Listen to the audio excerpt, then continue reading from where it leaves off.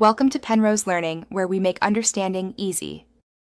You start by signing in with your Apple ID and enabling iCloud Books so your progress syncs across devices. Once done, open Apple Books and go straight to the store or library to find a title. Tap a cover and download it. You want the file on the device before you read. Make sure downloads finishes. If a purchase is involved, confirm payment. These steps prepare your environment so your reading is instantaneous and progress is tracked automatically. You now focus on navigation and customization so reading is efficient and comfortable. Tap the center to reveal the toolbar, then use the A menu to change font, size, spacing, and theme. This saves eye strain.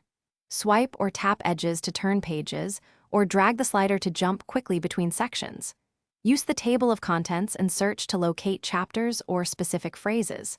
Once you add bookmarks or notes, Sync ensures they appear on other devices, which keeps study and reference seamless. To finish a session, add bookmarks and highlights so you can resume instantly.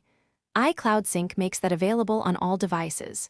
If you're using audiobooks, adjust playback speed and set a sleep timer.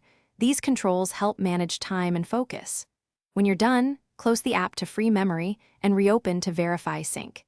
If you encounter missing downloads or sync errors, toggle iCloud Books off and on, force close the Books app, or re-download the title. That usually resolves common problems quickly. Thanks for watching. If this was helpful, leave a like and consider subscribing. See you next time.